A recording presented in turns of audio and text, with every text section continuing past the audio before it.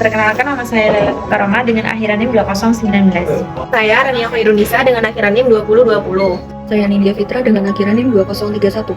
Saya R. Hadiah Budi dengan akhiran NIM 2118. Saya Beatrice Shalini dengan akhiran NIM 2131.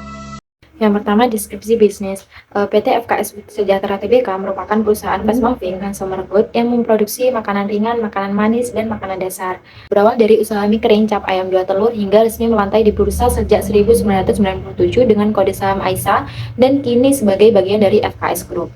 FKSFS terus berusaha menyediakan makanan yang bermutu tinggi dengan harga yang terjangkau. Dedikasi FKSFS untuk terus berusaha memberikan makanan yang bermutu dan berkualitas ditunjukkan dengan terus meningkatkan efisiensi kapasitas produksi serta meminimalkan employer cost to revenue. PT FKS Food Sejahtera Tbk memproduksi makanan dasar dan makanan konsumsi. Makanan dasar itu jenis produk yang harus diolah terlebih dahulu sebelum dikonsumsi, sedangkan makanan konsumsi adalah produk makanan yang dapat dikonsumsi langsung oleh konsumen akhir. Makanan dasarnya seperti bihunku, bihun jagung tanam jagung, bihun superior, mie superior, dan mie ayam 2 telur, sedangkan makanan konsumsinya ada mie kremes, goulash, dan taro. Analisis ekonomi global dan lokal. Kinerja perusahaan pada tahun 2022 akan sangat dipengaruhi oleh tingginya sensitivitas industri terhadap perubahan harga bahan baku dan bahan bakar. Meskipun beban pokok penjualan meningkat sebesar 14,87% dan beban usaha meningkat sebesar 25,84%, perusahaan juga memenuhi kewajiban obligasi dan suku pada tahun 2022 lebih awal dari yang diperencanakan. Hal ini menunjukkan bahwa perusahaan berkomitmen untuk selalu memenuhi kewajiban kepada pemangku kepentingannya. Materi selanjutnya ialah tinjauan industri dan posisi persaingan PT FKS Food.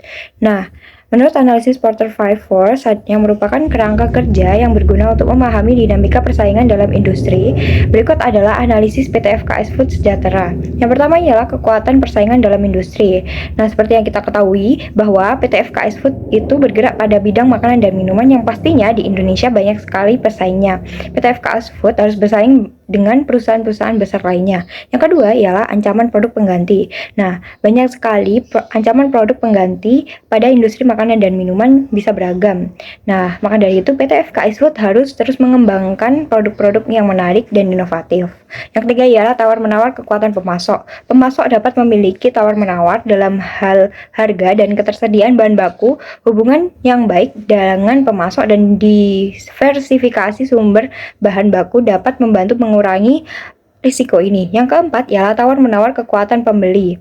Nah, PT FKS Food harus berusaha untuk menjaga hubungan yang kuat dengan pelanggan besar sambil memenuhi kebutuhan konsumen akhir agar dapat menjaga keuntungan dan pangsa pasar. Yang kelima ialah ancaman masuk.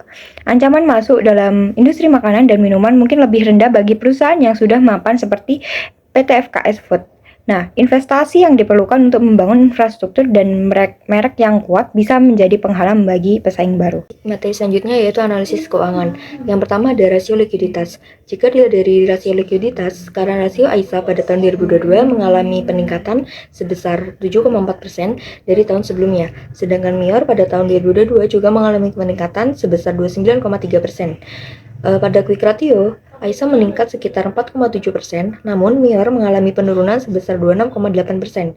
Sementara itu, kedua perusahaan tersebut mengalami peningkatan cash ratio dari tahun 2021 ke tahun 2022, di mana AISA mengalami peningkatan sebesar 2,6% dan MIOR mengalami peningkatan yang signifikan sebesar 56,1%. Yang nomor 2 yaitu rasio aktivitas. Jika dilihat dari rasio aktivitas, receivable turnover AISA naik 11,9% pada tahun 2022, sedangkan MIOR mengalami penurunan sebesar 1,3%. Pada inventory turnover dari tahun 2021 ke tahun 2022, AISA mengalami penurunan sebesar 233,9% dan MIOR mengalami penurunan yang jauh lebih besar yaitu sekitar 23.253,8%. Sementara itu di dalam aset turnover, AISA pada tahun 2022 mengalami kenaikan sebesar 14,7%, sedangkan MIOR mengalami penurunan sebesar 2,4%. Berdasarkan dari rasio solvabilitas, DE ratio pada tahun 2022 naik sebesar 123,5% dan MIOR mengalami penurunan sebesar 2,3%. Selain itu, jika dilihat dari DA ratio, AISA mengalami kenaikan sebesar 4,8% pada tahun 2022 dan MIOR turun sekitar 0,6%. Untuk menghindari rasiko solvabilitas yang tinggi, maka perusahaan AISA perlu mempertimbangkan metode pengelolaan utang yang lebih efisien. Selanjutnya, berdasarkan dari rasio profitabilitas, GPM pada perusahaan AISA naik sebesar 4,7% dan NIOR turun sebesar 2,50% pada tahun 2022. Kinerja perusahaan dari data keuangan AISA 2021 dan 2022 menunjukkan penurunan, sedangkan pada NIOR menunjukkan kenaikan yang signifikan. Materi selanjutnya ialah valuasi. Yang pertama ialah dari PT FKS Food Sejahtera Tbk. Untuk menganalisis valuasi AISA, kita dapat menggunakan metode Price to Earnings Ratio atau PER. Pada tahun 2022, AISA membukukan laba bersih sebesar 2,2 triliun dengan menggunakan PER 15 kali. Maka nilai wajar saham AISA adalah Rp33 per saham. Berdasarkan analisis tersebut, maka saham AISA saat ini terdiskon sebesar 28,1% dari nilai wajarnya. Hal ini menunjukkan bahwa saham AISA undervalued. Yang kedua ialah dari PT Mayora Indah Tbk. Berdasarkan laporan keuangan konsolidasian PT Mayora Indah Tbk tahun 2022, perusahaan melakukan laba bersih sebesar 10,3 triliun dengan menggunakan Price to Earning Ratio per 10 kali. Maka nilai wajar saham MIOR adalah Rp230 per saham. Dengan demikian, valuasi PT Mayora Indah Tbk tahun 2022 adalah undervalued. Mereka sesama undervalued.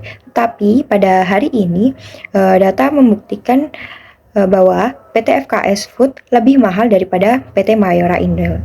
Dengan PT FKS Food naik sebesar 5,56% dan Mayora Indah turun sebesar 0,38%.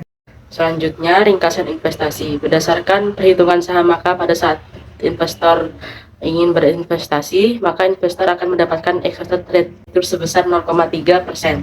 Sementara risiko yang ditanggung sebesar 6%. Hal tersebut didukung dengan historical dan saham PT FKS Food selama pandemi COVID tahun 2020 hingga 2022 mengalami penurunan harga saham. Kemudian apabila melihat kinerja keuangan, maka selama 2020 hingga 2022, kinerja keuangan pada PT FKS Food mengalami ketidakstabilan sehingga keputusan yang disarankan adalah yang sell sebab resiko dari saham lebih tinggi daripada return yang didapatkan. Materi selanjutnya yaitu risiko investasi.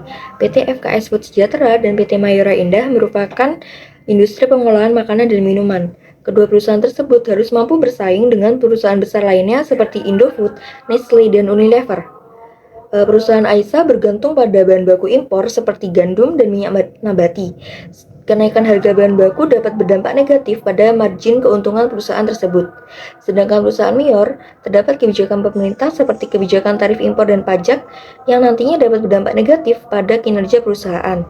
Nah, dengan tren gaya hidup dan selera konsumen yang berubah seiring berjalannya waktu, maka kedua perusahaan tersebut harus mampu berinovasi untuk memenuhi selera konsumen yang terus berkembang. Materi selanjutnya yaitu tentang tata kelola perusahaan. Sistem tata kelola perusahaan mengatur bagaimana dewan komisaris, direksi, pemegang saham, dan pemangku kepentingan yang lain untuk berkontribusi dalam meningkatkan kinerja bisnis. Good Corporate Governance atau disingkat GCG juga sebuah prosedur yang mudah dilihat untuk mencapai tujuan organisasi, prestasi, dan penilaian kinerja. FKS sendiri telah menerapkan prinsip-prinsip GCG antara lain keterbukaan, tanggung jawab, akuntabilitas, independensi, kesetaraan, dan keadilan dalam menjalankan operasional bisnis perusahaan.